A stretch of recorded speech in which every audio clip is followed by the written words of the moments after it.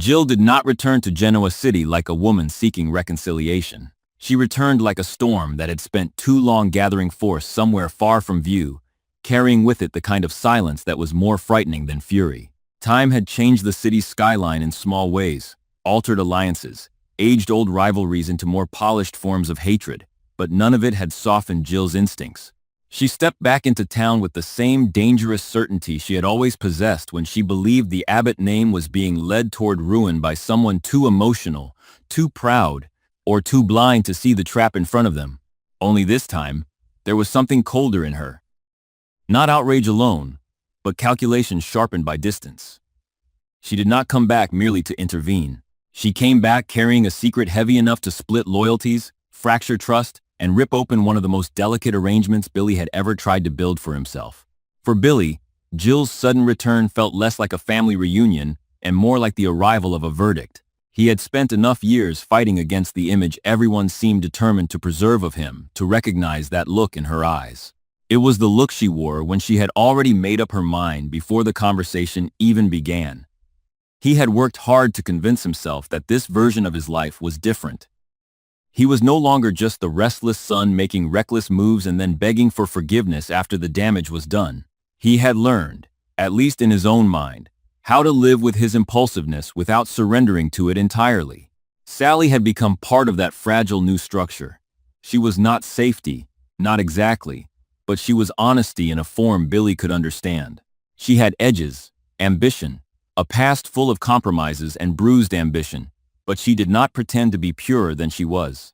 Around her, Billy could imagine that his worst instincts were not automatically a death sentence.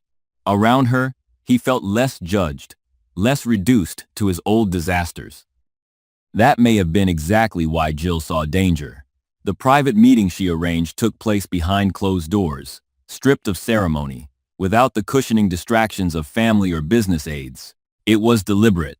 Jill wanted no audience for what she was about to do, because audiences create performance, and she did not want Billy performing defiance before others. She wanted him cornered in the most intimate way possible, as a son confronted by the one person who knew precisely where to push until his confidence cracked.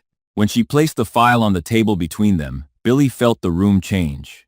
It was not just a stack of papers or digital evidence or old corporate residue. It was weight. It was proof of premeditation. It was Jill telling him without saying it aloud that she had not flown back to Genoa City on a hunch. She had come armed. What made Jill terrifying in that moment was not volume. It was restraint. She did not rush. She did not lead with hysteria. She laid out her warning with the precision of someone who had spent many sleepless nights deciding how much truth her son could survive at once. If Billy continued to tie himself to Sally, everything he had tried to rebuild would collapse. His reputation, already patched together from old scandals and repeated reinventions, would not survive another public association with a woman connected to a buried manipulation scandal involving one of the most dangerous power players ever to cast a shadow over the Abbott empire. Billy wanted to laugh it off at first, not because he believed Jill was bluffing, but because laughter was his oldest defense against humiliation. He had spent a lifetime being told he was one impulsive decision away from implosion. To hear it again, wrapped in maternal alarm and corporate dread, triggered every nerve in him. He wanted to reject the premise before it fully landed. He wanted to believe this was just another version of Jill deciding she knew what was best and calling it love. Then she showed him the video. The footage was old enough to have the grain of history clinging to it, but clear enough to leave no room for denial. Sally appeared younger, sharper in some ways, but already carrying that mixture of hunger and caution that had always made her interesting and dangerous. She sat across from a man whose presence alone made the room seem contaminated. He was one of those figures whose power had never relied on public charm. He did not need to shout. He did not need to be seen often. His real influence came from how many decisions in Genoa City had once quietly bent around his will, how many careers he had redirected with a phone call, how many private weaknesses he had cataloged and stored for later use. Years earlier, he had maneuvered around Abbott business interests so ruthlessly that even those who thought they understood corporate war were forced to admit he was playing a different game altogether. He manipulated not just markets, but people, their fears, their vanities, their loneliness, their hunger to matter. Seeing Sally with him, alone, in a meeting that had clearly never been meant to surface, made Billy's stomach drop in a way he could not hide. Jill watched the shock register in him and felt something ugly twist inside her. This was the part she hated, the part where protection looked indistinguishable from cruelty. She had not come back to destroy her son's happiness for sport. But the older she became, the less she trusted happiness that arrived wrapped in convenient timing and half-explained history. She had watched too many people get close to the Abbotts for reasons that had nothing to do with love. She had watched family members confuse chemistry with loyalty, and then act stunned when the knives came out later. Billy's weakness had never been intelligence. It had always been desire. Desire for redemption, for intensity, for women who made him feel alive when the rest of the world felt like an endless lecture. Jill understood that weakness because she understood its mirror in herself. That was why she was so relentless now. She was not only judging Billy, she was trying to stop him from repeating the family's oldest cycle, mistaking what feels urgent for what is safe. Billy stared at the screen long after the video ended, as if refusing to blink might somehow alter what he had seen. His first instinct was anger at Jill, for finding it, for keeping it, for weaponizing it now. His second was more dangerous, because it pointed inward. He realized, with a jolt that left him almost lightheaded, that there were entire sections of Sally's past he had accepted in outline without demanding detail. He had believed he was being evolved, mature, less controlling, less suspicious than the people around him. He had worn his trust in Sally like proof that he was no longer the insecure man who self-destructed the moment love became complicated. Now that trust suddenly looked less like strength and more like negligence. He hated that feeling instantly. He hated that Jill had forced it into the room. He hated that Sally, of all people, might have left him exposed not just emotionally but strategically. Yet even as the evidence rattled him, another part of Billy resisted, because the footage alone did not explain intention.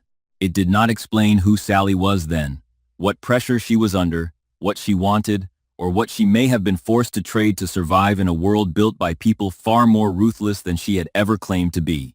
Billy knew what it was to be frozen forever in the image of one's worst decisions. He knew what it was to have old failures dragged into the present as if growth were impossible. That conflict tore at him immediately. The man Jill wanted him to become would look at the evidence and cut Sally loose before the damage spread. But the man Billy had spent the last few years trying to salvage from his own wreckage could not ignore the possibility that Sally was more complicated than guilty. It would have been easier if he felt only betrayal. Instead, he felt betrayal braided with loyalty, suspicion braided with love, and beneath both, the raw humiliation of realizing someone else had seen the weakness in his life before he did. Jill pressed harder because she could see him retreating into emotional ambiguity. And ambiguity was the one thing she believed the Abbotts could no longer afford.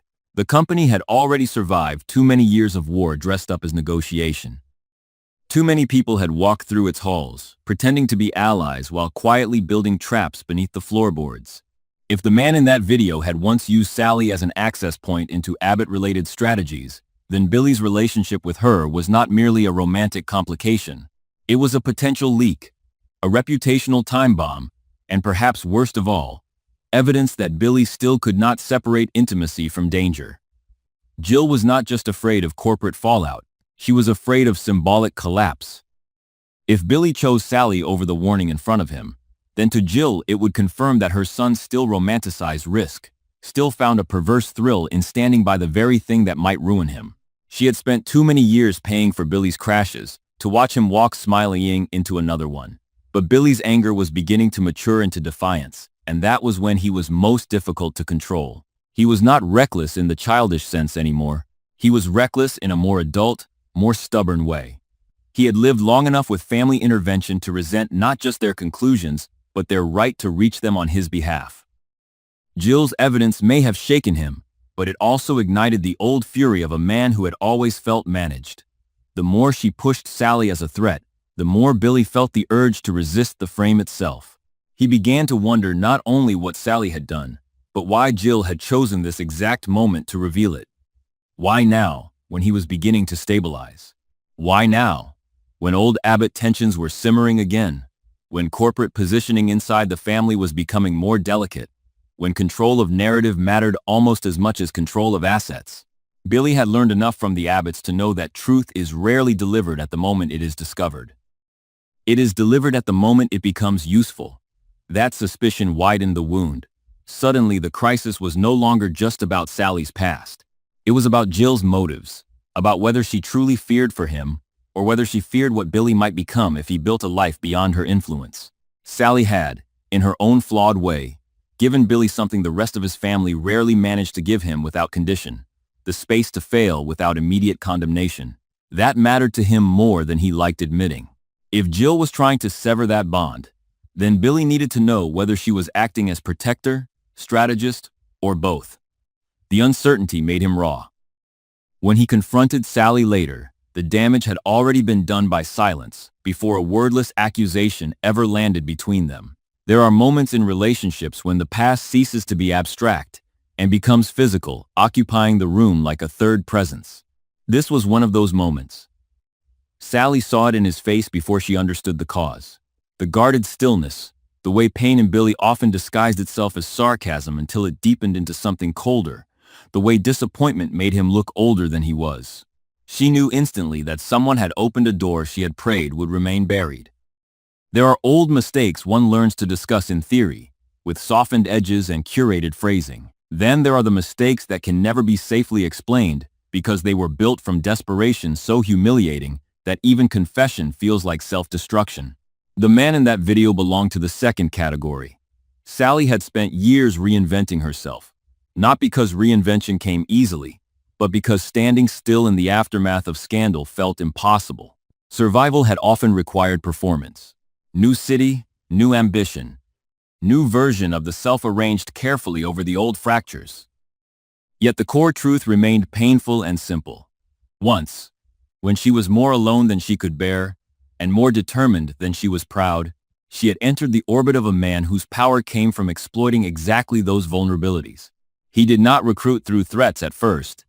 He recruited through recognition. He had seen her ambition, her resentment at being underestimated, her hunger to break into rooms that stayed locked to women without pedigree.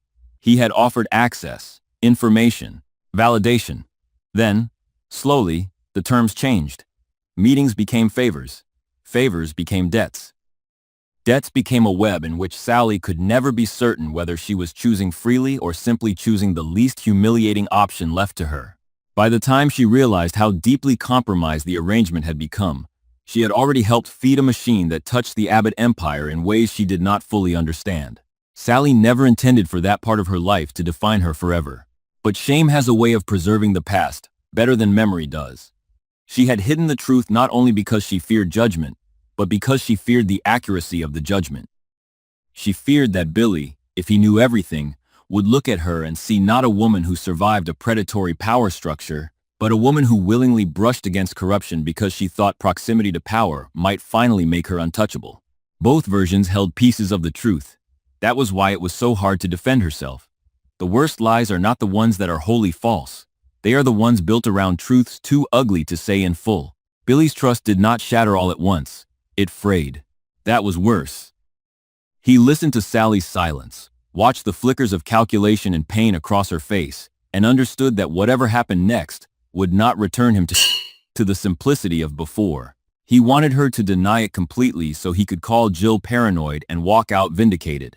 He wanted her to confess everything so the torment of uncertainty would end. Instead, he found himself in the middle of a far more torturous reality, one in which Sally's guilt was real but layered, personal but entangled with larger forces. The old video proved a secret meeting. It did not prove what was exchanged, how deep it went, or whether Sally was a participant or a pawn. But in Billy's mind, the distinction did not erase the betrayal. She had known this could surface. She had known what it would do to him, and still, she had chosen to let him love her in ignorance. That realization lit something dark in him. Billy had always been most dangerous when humiliation mixed with tenderness, when he felt made a fool of by someone he genuinely wanted to trust. His instinct was never merely to retreat. It was to strike back, to reclaim dignity by exposing, destabilizing, or outmaneuvering the person who wounded him. He hated that instinct because it made him resemble the very family machinery he claimed to despise, but hatred had never been enough to erase it. He began looking not only at Sally, but at everything around her. Every unexplained delay, every discreet call, every moment she had deflected questions about old connections. The relationship, which once felt like the one area of his life not governed by Abbott's suspicion, was suddenly infected with Abbott logic. He started thinking like them, tracking patterns, testing inconsistencies, looking for motive instead of feeling. Jill, meanwhile, did not stop at the warning. She had brought the file because she believed the video was only the first crack in a much bigger wall. Buried in the dossier were financial traces, old corporate memos, fragments of communication, and enough circumstantial links to suggest that the powerful man Sally once met had been orchestrating pressure campaigns designed to weaken Abbott influence from multiple angles. The cruel brilliance of the scheme was that it never relied on direct attack. It relied on vulnerabilities embedded inside human relationships. Lovers, resentments, ambition, timing. If Sally had once been caught in that orbit, willingly or not, then Jill feared those old ties might not be fully severed. Worse, someone in the present might know about them and be waiting for the precise moment to release the scandal publicly. A leaked video at the right time could finish Billy professionally even if the facts remained incomplete. In Genoa City, scandal does not need to be fair to be effective. Billy's struggle became less about whether Sally had lied and more about what kind of man he would be in response. That was the true battlefield. He could cut her off instantly and preserve whatever remained of his public image, thereby proving Jill right and confirming that survival in the Abbott world still required emotional brutality. Or he could stand by Sally, risk being seen as blind again, and possibly walk straight into an ambush set years earlier by forces he still did not fully understand. The decision felt impossible because each option threatened a different part of him. Leave Sally, and he becomes the cold son Jill always believed necessity demanded. Stay with Sally, and he risks becoming the cautionary tale his family always expected. The situation worsened when Billy began quietly investigating the man from the video and discovered that the old manipulation had tentacles extending into present Abbott tensions.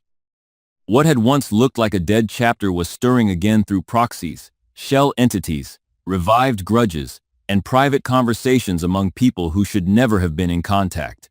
That discovery changed everything. Sally's secret was no longer just romantic fallout. It was evidence that someone might be reviving a buried campaign against Abbott interests, using old sins as leverage. Billy's anger then split in two directions. One part of him burned toward Sally for keeping him vulnerable. The other burned toward the unseen figures, now trying to weaponize her past and his love for her into a corporate execution. The second anger was actually easier to live with, because it gave him an external enemy. The first forced him to admit how personal the wound truly was. Sally, pushed into the corner she had feared for years, began to unravel in ways she had worked desperately to prevent. Shame can make a person defensive, but prolonged exposure to shame can make them vicious. She saw Jill not as a mother protecting her son, but as a woman once again deciding that Sally's entire worth could be reduced to her worst chapter. The old class resentment, the old fury at women like Jill who spoke of morality while using power as ruthlessly as any man, came roaring back. Sally knew she had made mistakes. She knew the video looked damning, but she also knew Jill was strategically timing this revelation to force a break, not to seek truth. That realization filled Sally with a rage almost equal to Billy's hurt. She had spent years trying to become someone more honest, more grounded, less reckless. Now Jill was reaching into the graveyard of her past to resurrect the one version of herself Sally most despised. What made matters even uglier was that part of Sally still loved Billy enough to want to tell him everything, but she no longer knew whether truth would save anything or simply hand him the knife more cleanly. To confess fully would mean admitting not just to the meeting, but to the emotional reality of that period in her life. How close she came to becoming the kind of person who traded conscience for advancement, how much of her ambition was born from humiliation, how desperately she wanted power because she had spent too many years being looked at as disposable. She feared Billy would understand the facts and still never look at her the same way again. Sometimes that is worse than outright hatred. Hatred at least is honest. Disappointed love lingers. As pressure mounted, Jill began making moves behind the scenes that Billy eventually discovered. And this was where the true war ignited. She was not merely advising him to stay away from Sally. She was preparing containment, legal strategies, reputation shields, quiet conversations with key figures positioned to distance the company from Billy if the scandal surfaced. She told herself this was prudent, necessary. Maternal and corporate protection could not be separated anymore. But when Billy realized she was already building a life raft that excluded him unless he obeyed, something in him snapped. Jill had always wanted to save him, but too often her version of saving meant deciding in advance which parts of him were acceptable and which had to be cut away. If Sally had lied to him, Jill was now proving she had done the same in a different language. Both women, in his mind, were handling him rather than trusting him. That humiliation pushed him toward the most dangerous emotional state he could inhabit: isolated certainty. Once Billy reached that point, he stopped reacting and started planning.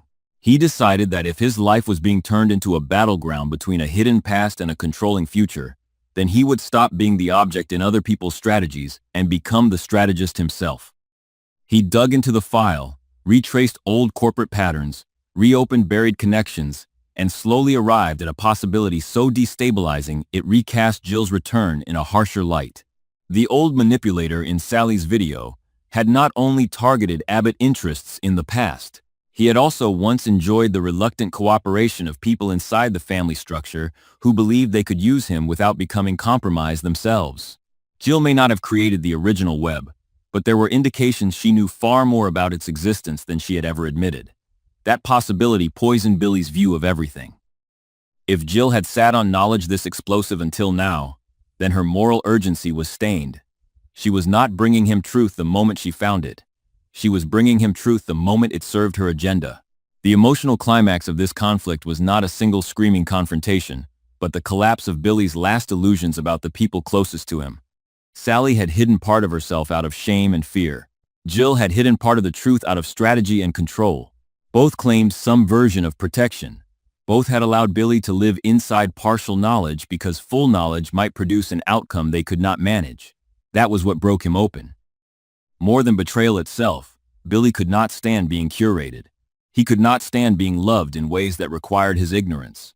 The old family wound resurfaced with brutal force. In the Abbott world, people say they are protecting you while quietly deciding which truths you are strong enough to bear. Billy had heard that message his entire life, and he was finally too angry to accept it. So the battle shifted from exposure to retaliation. Billy refused to abandon Sally on command, but he also refused to let her remain emotionally untouchable. He pushed her for names, details, timelines, the exact nature of her connection to the man in the video and whether any of that connection was still alive. He pushed Jill just as hard, demanding to know when she first found the evidence, why she withheld it, and what else sat buried in that file. The deeper he went, the more everyone around him began to fear him, because Billy, fueled by pain, is no longer merely impulsive. He becomes fearless in the most destructive sense, willing to burn his own stability if it means no one else gets to stand comfortably above him. This is where the Abbott crisis becomes truly dangerous. Not because one old video exists, but because it strips away every polite fiction holding these relationships together. Jill can no longer pretend her intervention is purely maternal. Sally can no longer pretend her past was a closed chapter with no present cost. Billy can no longer pretend love alone, excuses, secrecy, or that defiance alone equals strength. Each of them is dragged toward the ugliest version of their core truth. Jill is a protector who destroys to preserve. Sally is a survivor whose hunger for power once made her morally vulnerable. Billy is a man who wants honesty but is drawn, almost fatally, to lives complicated enough to injure him. And surrounding them all is Genoa City itself, a place where no secret stays private once it becomes useful, where every boardroom smile can hide a burial plan, where old humiliations never truly die but wait for the right hand to exhume them. The video is not the end of the story. It is the fuse. Once lit, it threatens not only Billy's relationship with Sally but his standing within the Abbott legacy, Jill's authority over the family narrative, and the fragile boundary between old corporate sin and present emotional truth. Everyone will have to choose what they are willing to sacrifice to stay standing. Jill may save the Abbott name only to lose her son's trust beyond repair. Sally may confess everything and still be condemned for the part of herself she can never fully wash clean. Billy may try to hold on to both truth and love, and end up destroying them together with his need to prove he is finally no one's puppet. That is what makes this story burn so intensely. It is not about whether Sally once met the wrong man in the shadows of power. It is about what happens when the people who claim to love one another begin using revelation as a weapon. It is about the fury of a son who realizes his future is being negotiated over his head yet again. It is about a mother so terrified of losing her family's name that she confuses control with rescue. It is about a woman whose past ambition has become the perfect instrument for other people's revenge. And most of all, it is about how quickly love turns radioactive when trust is no longer broken by one lie, but by the discovery that everyone has been arranging the truth to suit themselves. By the time this war reaches its next stage, no one will emerge clean. Billy's rage will keep pushing him toward decisions that feel brave in the moment and catastrophic in the aftermath. Jill's refusal to retreat will harden her into the villain of her own son's story, even if part of her is right. Sally's desperation to avoid becoming the symbol of Billy's downfall may drive her into exactly the kind of secrecy that first damned her. The old powers lurking behind the Abbott empire will sense weakness and strike where the emotional wounds are freshest. That is how destruction really works in Genoa City. Not in one grand explosion, but in a series of choices made by wounded people who convince themselves they are fighting for love while slowly teaching each other how to become cruel. And in the center of it all stands Billy, furious, cornered, humiliated, and more dangerous than anyone around him fully understands. Because the worst thing that can happen to a man like Billy is not heartbreak, it is clarity. The moment he finally sees that everyone he trusted has been editing the truth to guide his choices, he stops trying to be healed and starts trying to win. Once that switch flips, the damage spreads far beyond romance.